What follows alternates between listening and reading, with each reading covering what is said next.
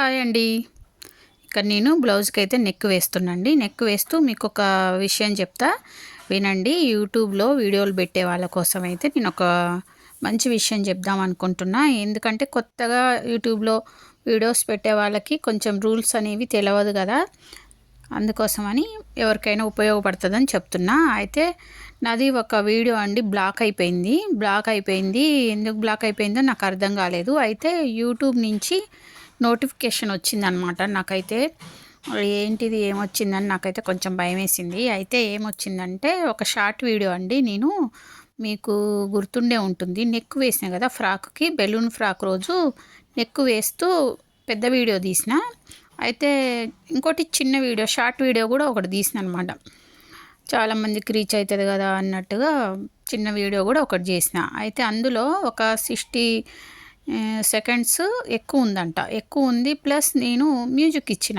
మళ్ళీ పెద్ద వీడియోలో చెప్పిన కదా, మళ్ళీ చెప్పి బోర్ కొట్టించడం ఎందుకని చెప్పి కొంచెం ఏదో చెప్పిన తర్వాత మ్యూజిక్ ఇచ్చిన. మరి మ్యూజిక్ వల్ల బ్లాక్ అయిందా లేకుంటే ఎక్కువ నిమిషాలు ఉందా నాకైతే అర్థం కాలేదు, కానీ బ్లాక్ అయింది. అయితే నోటిఫికేషన్ ఏమొచ్చిందంటే మీరు మీ వీడియో బ్లాక్ అయింది, మీ ఛానల్కి అయితే ఏం ప్రాబ్లం లేదు అని వచ్చిందనమాట. అప్పుడు నాకైతే యూట్యూబ్ కూడా మంచిదే, మన గురించి ఆలోచిస్తుంది, అర్థం చేసుకుంటుందని అర్థమైందండి నాకు. ఇలాంటి పొరపాటు మీరు కూడా ఎవరు చేయకండి. ఏంటంటే రూల్స్ అనేవి మనం కూడా తెలుసుకోవాలండి. కొత్తగా యూట్యూబ్లోకి వచ్చిన వాళ్ళకి ఈ రూల్స్ అన్నీ తెలియకపోవడం వల్ల ఏదో ఒక వీడియో పెట్టేస్తే చాలా కష్టం. కాకపోతే ఇప్పుడు బ్లాక్ అయిపోయింది కదా, బ్లాక్ అయిపోయిన వీడియోకి వచ్చిన వ్యూస్ అన్నీ పోతాయి అనుకుంటా, మరి నాకు తెలియదు. చాలా వ్యూస్ వచ్చినాయి దానికి, కానీ పోతుండొచ్చు. కాకపోతే ఛానల్కి అయితే ఏం దెబ్బలేదు అని నోటిఫికేషన్ వచ్చింది కాబట్టి నేను కూడా చాలా హ్యాపీ అయితే ఫీల్ అయినా. అయితే ఎవరైనా మీరు కొత్తగా చేసేవాళ్ళు షార్ట్ వీడియో చేసేటప్పుడు మీరు వీడియో క్వాలిటీ కూడా ఉండాలండి. క్లారిటీ ఉండాలి, క్వాలిటీ ఉండాలి, రెండు ఉండాలి. ఎందుకంటే మనం బిగ్ వీడియో లాగా చేసి వీడియోని తర్వాత షార్ట్ వీడియోకి మార్చినా అది అనేది ఫుల్ వీడియో కనిపించదు, లుక్ అనేది ఉండదు, ఎక్కువ మందికి రీచ్ అవ్వదని అనిపించింది నాకు కూడా. అందుకే బిగ్ వీడియో అయితే ఎలా తీయాలి, చిన్న వీడియో షార్ట్ వీడియో అయితే ఎలా తీయాలి, ఇవన్నీ నేర్చుకోవాలి. ఇంకా రూల్స్ కూడా తెలుసుకోవాలి. ఇప్పుడు చాలామంది అవి కూడా యూట్యూబ్లో చాలామంది చూపిస్తారు కదా, ఏ వీడియో ఎట్లా తీయాలి, ఎన్ని నిమిషాలు ఉండాలి, వీటికి అసలు రూల్స్ ఏంటి, అవి చాలా ఉన్నాయి కదా. అవన్నీ చూసి మీరు కూడా నేర్చుకొని కొత్తగా యూట్యూబ్ చేసే వాళ్ళైతే అన్నీ ఫాలో అవ్వండి. ఇక్కడ నేనైతే ఇక్కడ కొంచెం స్టిచ్చింగ్ లోపలికి పోయిన దగ్గర మళ్ళీ నేను స్టిచ్చింగ్ వేసుకుంటున్నాను అనమాట.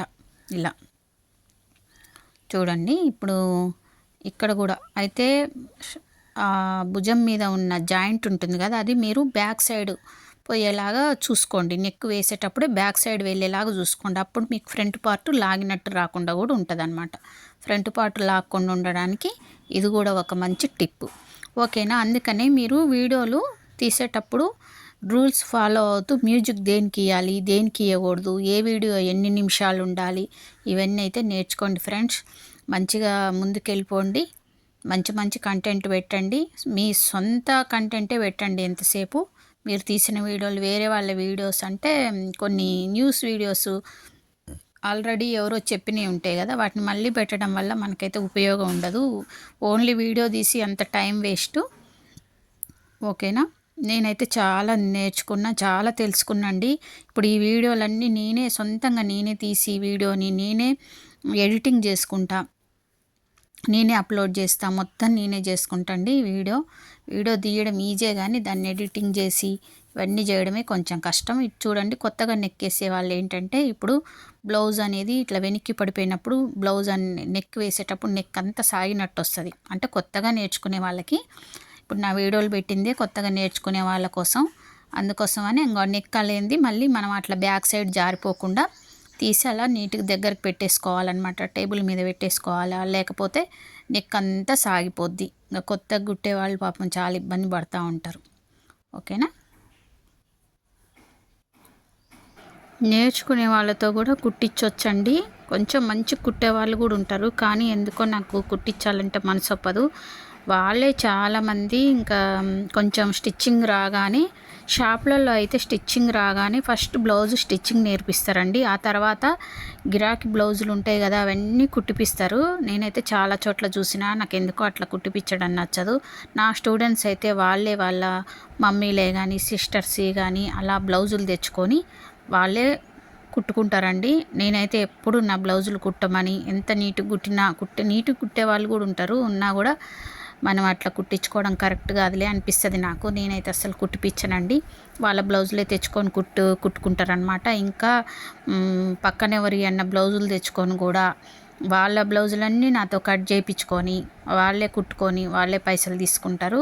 అట్లా చాలామందికి నేనైతే బ్లౌజులు అయితే కటింగ్ చేసి ఇచ్చేదాన్ని అండి. ఎన్నో బ్లౌజులు ఫ్రీగా కటింగ్ చేసి, ఎందుకంటే ఒకసారి నేర్పించితే అరే ఈ బాధ్యత నాదే కదా అన్నట్టుగా ఒక 3 మంత్స్ కోర్స్ అంటే ఒక 6 నెలలు సంవత్సరం కూడా నేనే కట్ చేసి ఇచ్చేదాన్ని, కొంచెం దగ్గరలో ఉండి నాకు టచ్లో ఉండే వాళ్ళకైతే.